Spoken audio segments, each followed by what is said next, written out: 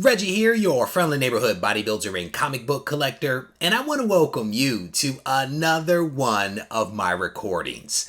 In this recording, I am going to spend a little bit of time talking about crossovers.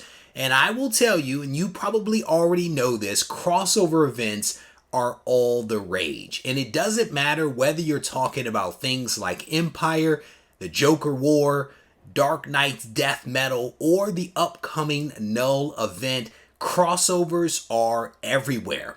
And despite the popularity of these events, I actually want to talk about a slightly different type of crossover. And I am specifically talking about an intercompany crossover event. Now, an intercompany crossover is essentially where two companies join forces to tell a single story using their own characters from their respective universes. Intercompany crossover events are not something new. In fact, the first one was believed to have occurred in the winter of 1940 when heroes from DC Comics actually teamed up with some heroes from All American publications. And they teamed up to basically defeat some villains. And after All American Publications was actually absorbed into DC, we actually would not see another intercompany crossover event until the Bronze Age. Now, these intercompany events are interesting because they are considered to be non-canon events, which basically means that whatever happens in these stories does not affect the history of the characters or the teams actually involved. In many ways, you essentially just ignore whatever happens, right? That's what a non-canon event is, and that's what almost all of these stories happen to be.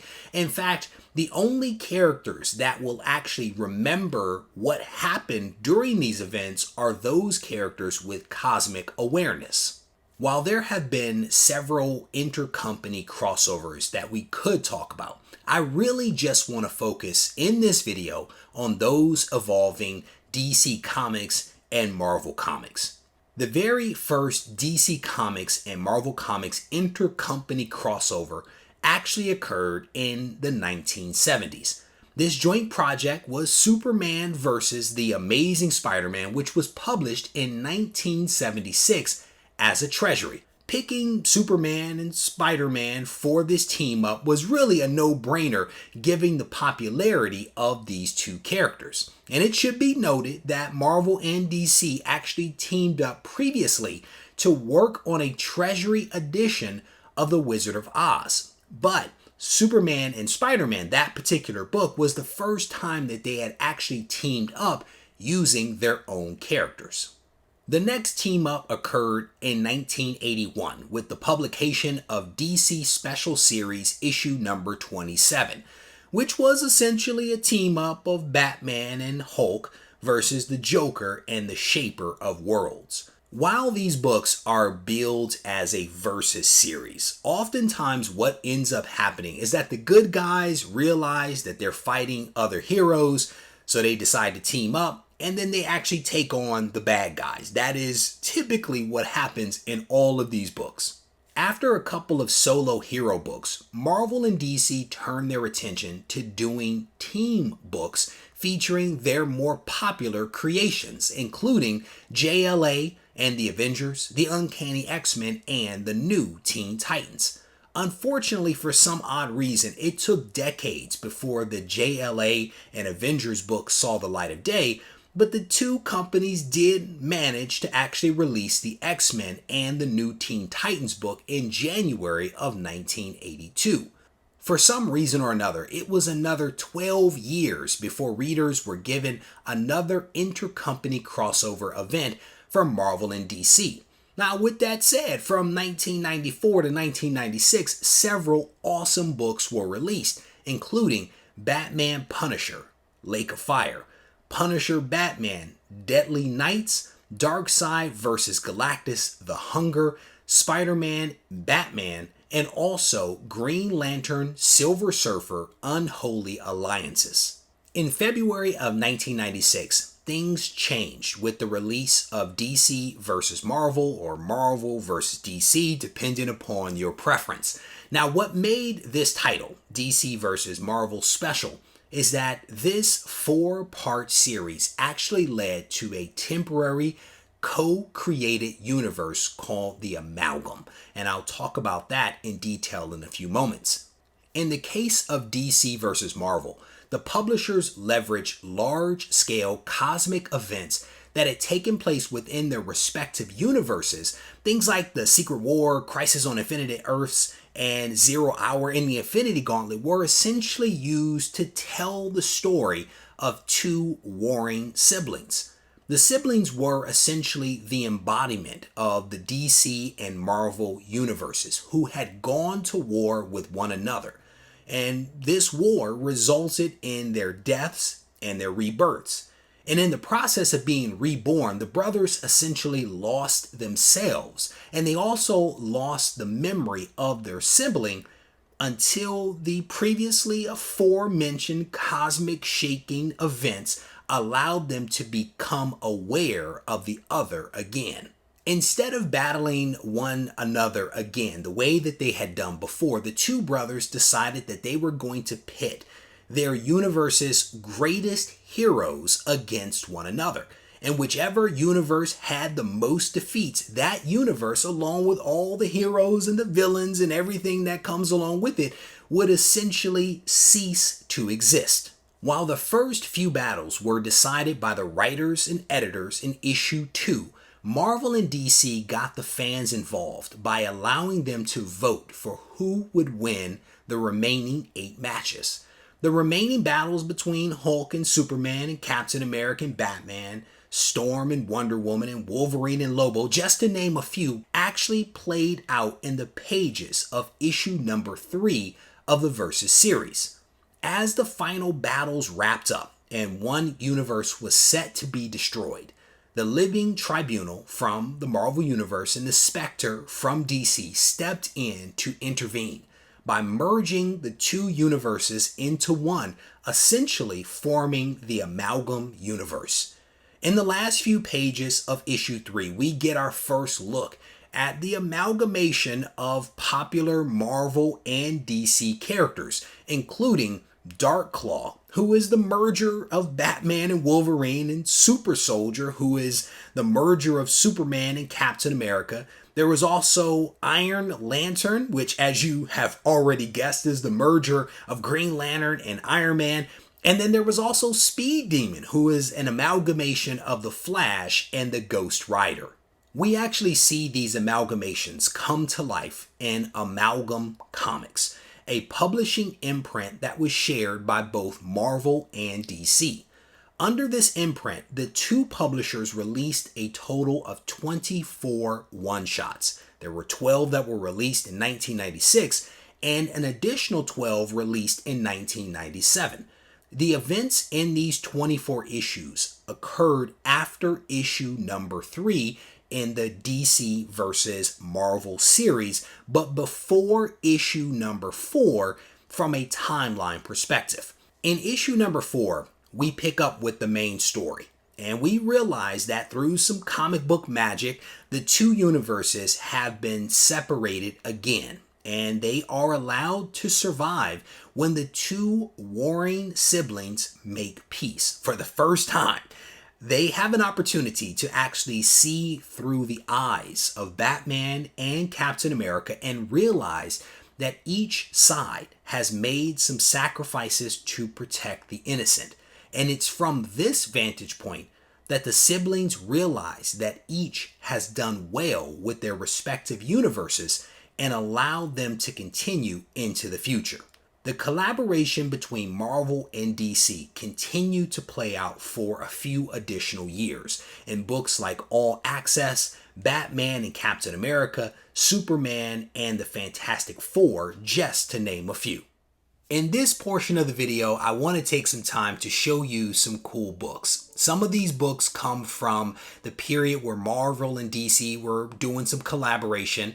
there is a nice stack of books from that shared universe that they actually formed. In fact, I actually have all 24 of those books that were released. And then we'll look at a few books from the period after that amalgamated universe was basically done away with. And in all cases, these books actually come from my personal collection. There are a few that I'm missing that I know that I have that I was not able to locate, but I did not want to hold up the video for a few missing books. But there's some really cool stuff here. These first 3 books basically come from that pre-shared universe period, and they are the Uncanny X-Men and the New Teen Titans.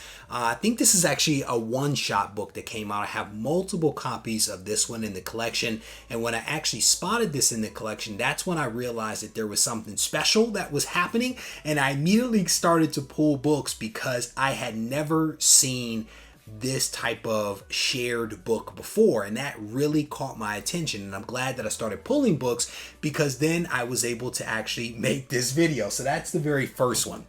The next one is the Punisher Batman book. This is a really, really cool cover right here done by John Romita Jr. Really cool cover right there. And I have not read many of these books, I will tell you that, but I'm actually looking forward to checking some of them out. Like this one right here, the Spider-Man and Batman book, which is, I think, done by Mark Bagley. I think that he did the artwork on this one. Definitely a really, really cool book. So those were essentially just a couple of the books from that pre-period. Next, I actually want to show you 3 additional books, and these 3 books are 3 of 4 of the Versus series. I am keeping my fingers crossed that I will find issue number 1, but for the moment, I have issue number 2 of the Marvel versus DC. And then we have issue number 3 also of Marvel versus DC. And then we have the very last issue number 4, DC versus Marvel. And again, fingers crossed that I'm actually able to find issue number 1. I actually have a couple of copies of each one of these, but no issue number 1 so far. So fingers crossed that I'll be able to locate that. So this next stack of books, and it's actually a pretty large stack. These are all of the Amalgam Universe books, right? These are the books that were released jointly by Marvel and DC under the umbrella of Amalgam Comics. And this is issue number 1 of Amazon. Really cool book right here. John Byrne actually had something to do with this one. I don't know if he wrote it and did the artwork, but he definitely had some involvement with this one. So that's issue number 1, and I do believe that is actually the very first one that was issued, was that particular book. Next up, we have Assassins, and again, all of these are all one shots, so they're all, number 1 issues, but this is Assassins right here. And the next one is Doctor Strange Fate. And this one, I dig the artwork on this one. I think the artwork on this is pretty cool, but definitely an awesome book right there. Haven't read any of these, but again, it's something I want to read some of these because they appear to be pretty cool. This next one is JLX. JLX in their own book at last is what that one says. And this one actually comes with a trading card, Judgment League Avengers on the back side. There's a nice little trading card that the previous owner actually dropped into this one. I'm not sure if they all came with trading cards or maybe that one was something special. But this next one, Legends of Dark Claw. And this is the amalgamation of Batman and Wolverine. Definitely a cool one right there. Next up is one that I spoke about earlier. This is actually Super Soldier, the amalgamation of Captain America and Superman right there. We have Bruce Wayne, Agent of S.H.I.E.L.D. That's a cool one. That's a cool one right there. And this one also appears to have come with a card on the back side. Cat's Eye is the card that's on the back of that one. Not quite sure why some have trading cards and others do not. Here is Bullets and Bracelets. And this appears to maybe be Frank Castle with Wonder Woman. Bullets and braces bracelets. Yeah, issue number 1 right there. Magneto and the Magnetic Men. I don't recognize any of these characters right here. I mean, other than, well, I guess that's a version of Iceman, maybe? Maybe? I'm not quite sure. Definitely an interesting cover right there. I may have to dig into some of these. This one's cool. I think this one is cool. This is a combination. I think it's Wally West and the Ghost Rider. I think that's who this one is. This is Speed Demon is what that one is. Really cool cover. Here is Spider-Boy, combination of Spider-Man and Superboy right there. And this one has a flyer on the backside, a once-in-a-lifetime event. And this is the Spectacular Collector set. Include Magneto and the Magnetic Men, Spider-Boy, and then Bruce Wayne. I guess this was basically, a free Amalgam trading card from Skybox. There you go. That's why I guess some of them come with trading cards and others do not. It's a little flyer that was stuck in the backside of this one. The previous owner of this collection did a really good job in many ways of like cataloging and saving a lot of these things for me. This next one is the X-Patrol. X-Patrol right here. Looks like definitely some X-Men in there. Maybe a little Colossus, Jean Grey action going on right there. And we have Bat Thing next. This is, again, issue number 1. Don't dare mess with the mysterious Bat Thing. The shocker you never expected to see. You have to love these. Here's another Dark Claw, but this is Dark Claw Adventures right there. Taken after Batman Adventures for certain with the title and also with the look of that particular one. Here is Generation Hex. I guess a combination of Generation X and I think it's Jonah Hex. I think that's what that one is. But it's a little amalgamation right there. Little Western action going on. Here is JLX, but this is Unleashed to Stop Fing Fang Flame. You have to love it. You have to. This is like Assistant Editor's Month or something like that. Here is Lobo the Duck, trapped in a world he'll never frag. There you go right there. You have to laugh at this one. This is one, I'll be honest with you, I actually dig this one. I dig the cover. This one is Super Soldier Man of War. This one is really cool. And I think the artist or the writer's last name is Gibbons. This is a cool cover right there. Cool yellow cover. Challengers of the Fantastic is what this one is. There's no other language on here. The world's greatest death cheaters. Well done. Well done. Right. And Mr. Fantastic actually has Doc Ock's arms. That is interesting. And the Thing actually has 4 arms. Very interesting. Interesting stuff right there. This is X-Patrol, Elastigirl, Shatterstar Fire, Niles Cable. Yeah, Beastling. There you go. Right there. Interesting stuff right there on this cover. This one definitely screams some 90s to me. But a cool cover. It's a cool cover. Here is one that I alluded to earlier. This is Iron Lantern right here. That's a cool cover too. And we are getting towards the end here. This is the Magnetic Men featuring Magneto. The Showdown with the Sinister Society. Issue number 1 again. Spider-Boy team up right here. And Thorian of New Asgods. I think that's what that says. The words are hidden behind his head, but I believe that is what that one is. Thorian right there. Again, couple of really, really cool books. I was very thankful to have found all 24 issues of the Amalgam Comics in the collection. I don't think that there were any doubles. I literally found a single copy of each one of these books and was very thankful because I was like looking at the list and I was finding the books and trying to make sure that I had them, hoping that I would, and lo and behold, I have every single one. So I think that that is actually really cool. So a few more books here that I want to show you, and these books all come from the post Amalgam Universe time period. So after that universe ended, DC and Marvel continued to collaborate on a few other titles. I do not have all of those titles, but I do have a couple of them, starting with issue number 1 of All Access.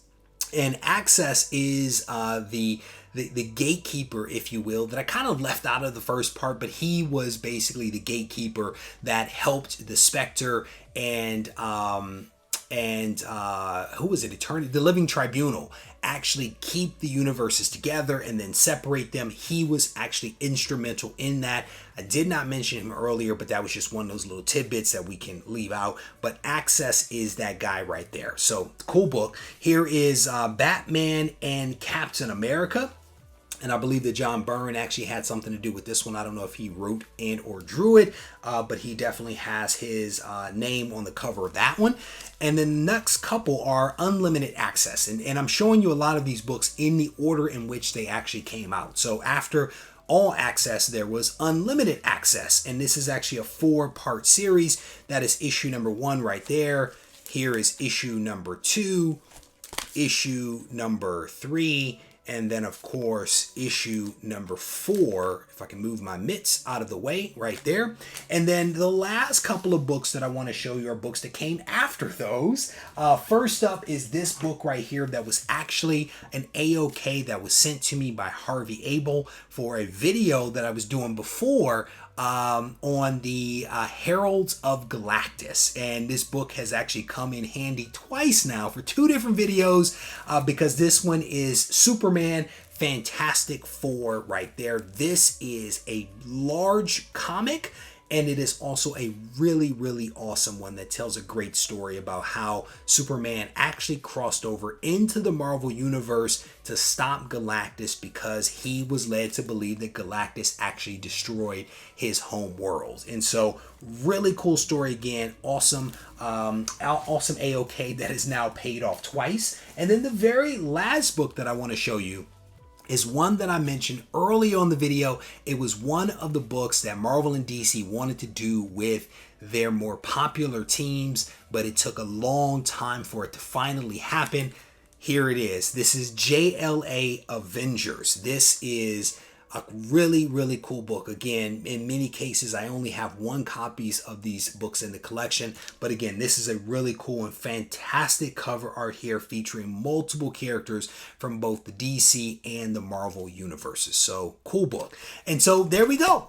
This is essentially the end of the video. I hope that you guys enjoyed it. It has taken me honestly a couple of months to spot these books in the collection and pull them and then do the research and to try to put it together in a video. And I really do hope that you guys enjoyed this video. I certainly enjoyed hunting in the collection to find these books and ultimately creating this video for you guys. And if you did indeed enjoy the video, I want to encourage you to hit the thumbs up button, leave a comment behind so we can mix it up in the comment section. And if you need to reach out to me, feel free to do so in one of 2 ways at Regie Collects on Instagram, or you can send me an email to reggie@regiecollects.com. Take care.